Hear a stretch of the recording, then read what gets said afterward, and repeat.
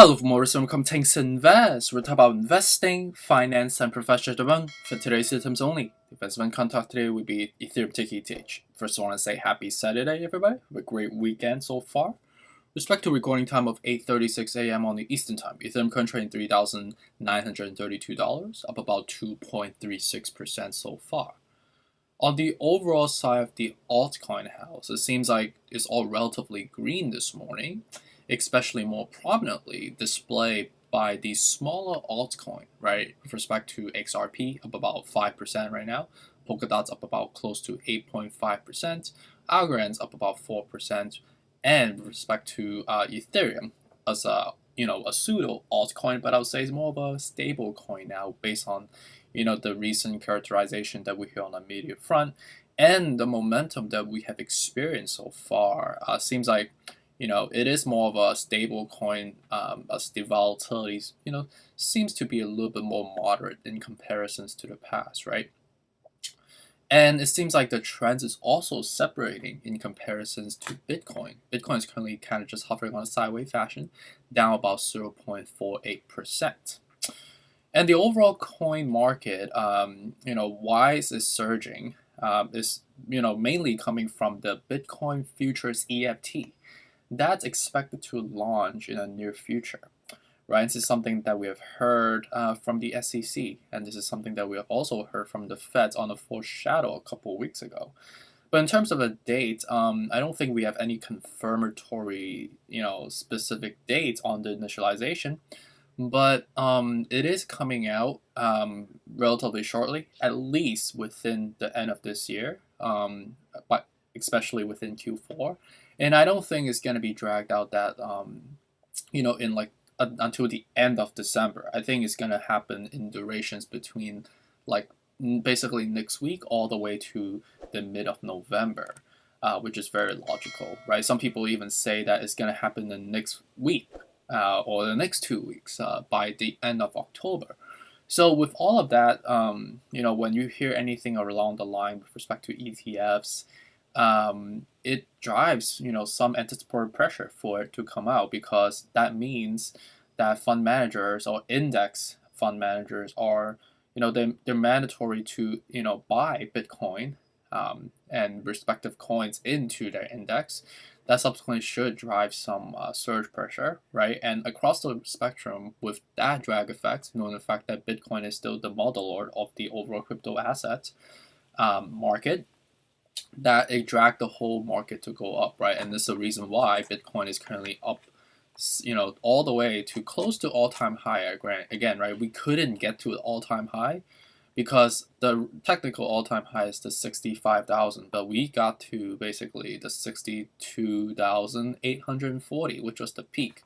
And at that point, we were basically screaming at the 80 out of 70, which was very, very, extreme overbought, right? And when you ever see extreme overbought historically, comparable to the levels that we were at before, when we were screaming comparable to that, I think the highest we could get to was the 88, right, or 90, right, and we were basically at the 81 level on an RSI scale, which was again, right, extreme overbought, and we were screaming extremely stretched up, forming almost like an outlier. It looks how extremely abnormal it looks like, right? So the likelihood of actually continue to breach above, to break above all-time high would be, I hope we do, but for us to get above, let's just say $100,000, we need to cool off first, right? Like I keep mentioning, right? Because it wouldn't make sense for us to keep leaping up without gas. I'm trying to say. So Bitcoin, and with respect to the Bitcoin future ETFs, is dragging the whole market right now, right? So right now, on the news front, talking about Ethereum back again. The first one, Decrypt 54 minutes ago, talk about this week's in coin. Bitcoin and Ethereum rally before launch of Bitcoin future ETFs, like I mentioned, right? So this is exactly what we're seeing right now. People are basically hedging with the altcoin, because it's a little bit more price sensitive in comparisons to Bitcoin. One Bitcoin costs $62,000. I mean, who has $62,000, right? Who can buy just like a S-Class Mercedes-Benz, like randomly, or like an E-Class Mercedes-Benz randomly, right? Or BMW 3 Series or 5 Series, like randomly, right? So not a lot of people can have money like that, but in terms of like a price entry level, Ethereum and all the other altcoins are more palatable, more affordable, if you may. So it's the reason why we're seeing that drag effect. Also, on top of the fact that these are relatively lagged, altcoin typically comes second, right, when it comes to the surge pressure. From the stablecoin first, and then the altcoin drags up, and then the altcoin follows as the stablecoin drags down. So that's typically the affectation, right? And the next one on Decrypt 14 hours ago talk about Megaverse, Makerverse, I think that's how you say it. Ethereum NFT rolls out dogged by fraud allegation. So NFT seems like there's some fishy activities going on. Obviously, from the speculations that people are using NFT art pieces or collections as a form of money laundering.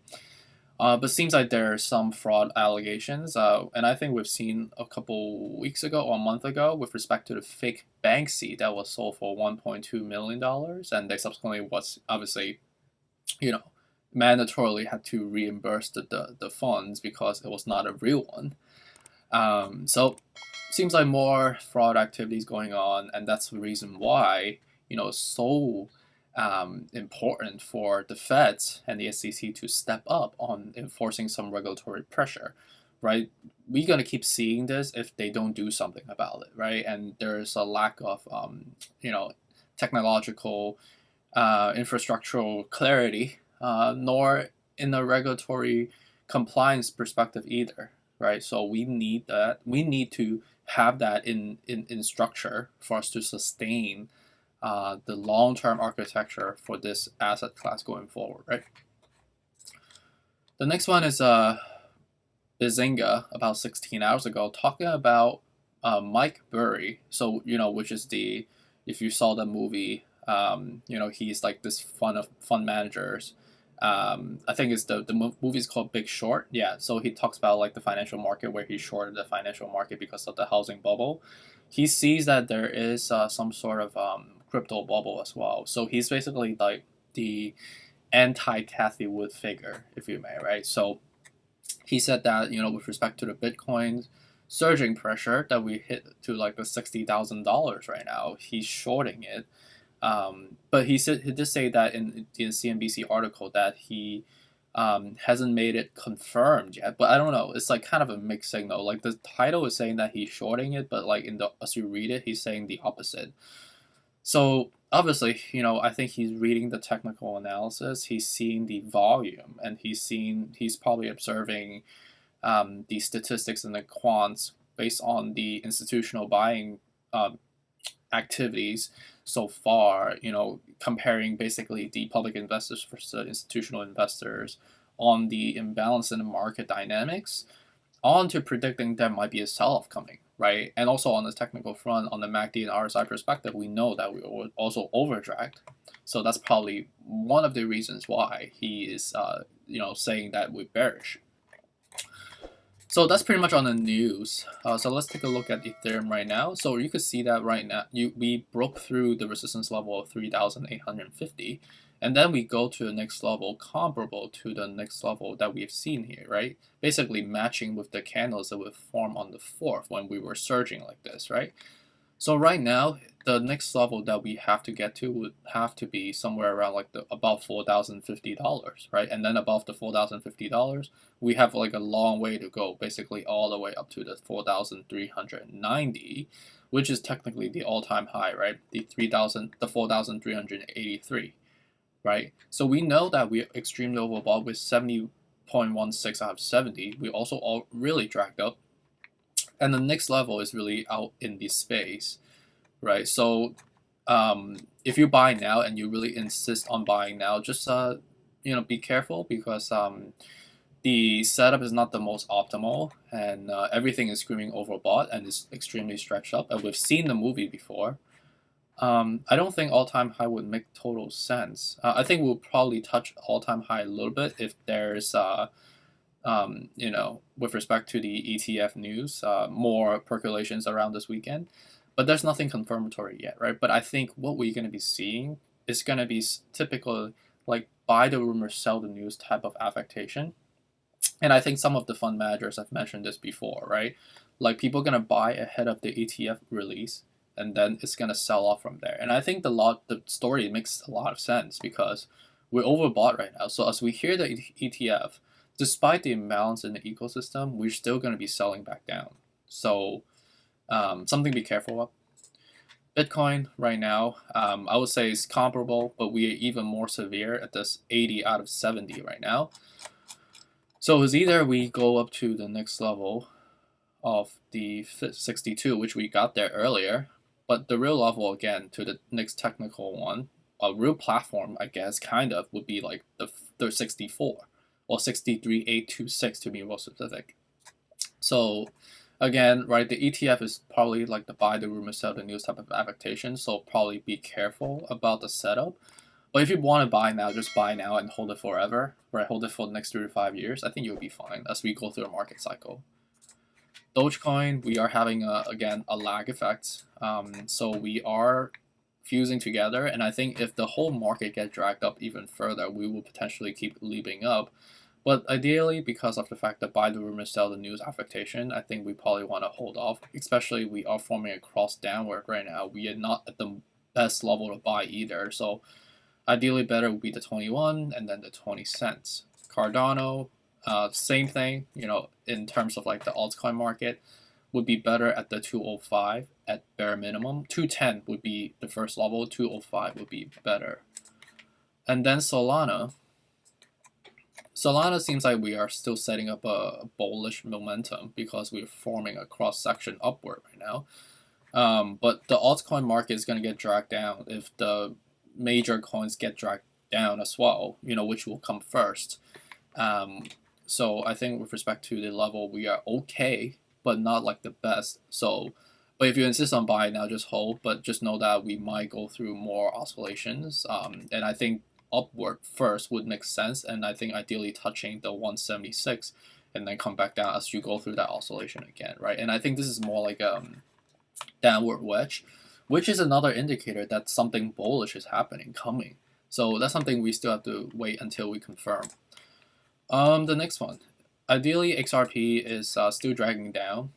We're screaming overbought 60 out of 70. So ideally at 110, 101 would be better level to buy at. Polkadot, some abnormal pressure. We're at the 66 out of 70. You can see how crazy abnormal the MACD is right now. So a lot of manipulations. It seems like the whales are pumping, which is one of the reasons why you could see this mega green candle. So not in your favor in terms of if you're a public investor. So something to be cautious about. Ideally, buy again right at the 25 at bare minimum.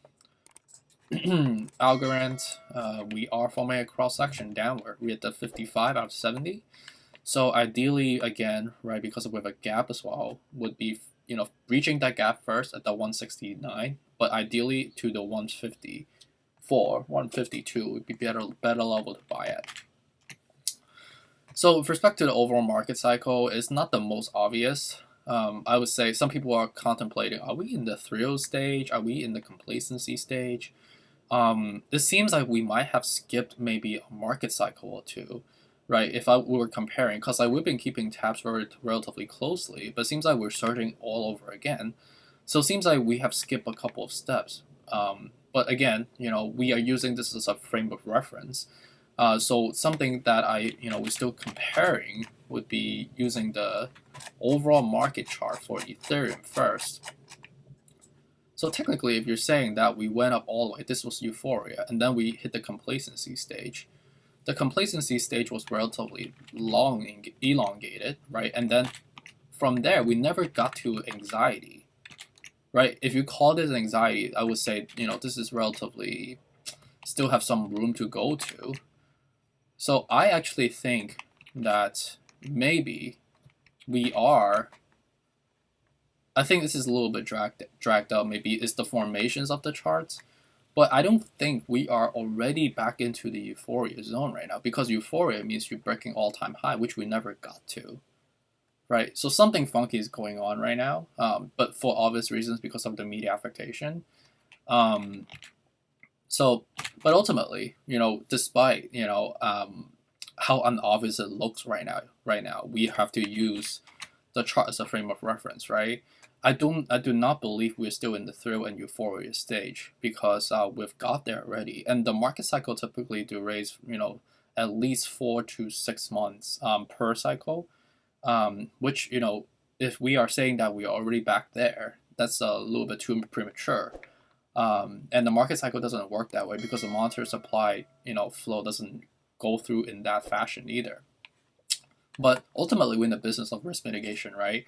So despite any market cycle, we know that in terms of how we dollar cost average at would be the logical quantitative levels, right? And these are the levels that I would ideally approach at, obviously at your risk aversion. And hopefully this is helpful. This is my level of risk management. Everybody have different preference on risk aversion. Some people can be like, oh, I'm just going to hold long term, so I'm going to buy now, and I don't have to listen to everybody, because like if you believe in long term, there's no reason to not do so at the moment right now. You know what I'm trying to say? But so that's really my approach going forward, my methodology. Feel free to listen and use this as your frame of reference if you find it's helpful. Really appreciate you, and stay tuned for us to come up. Take care. Bye.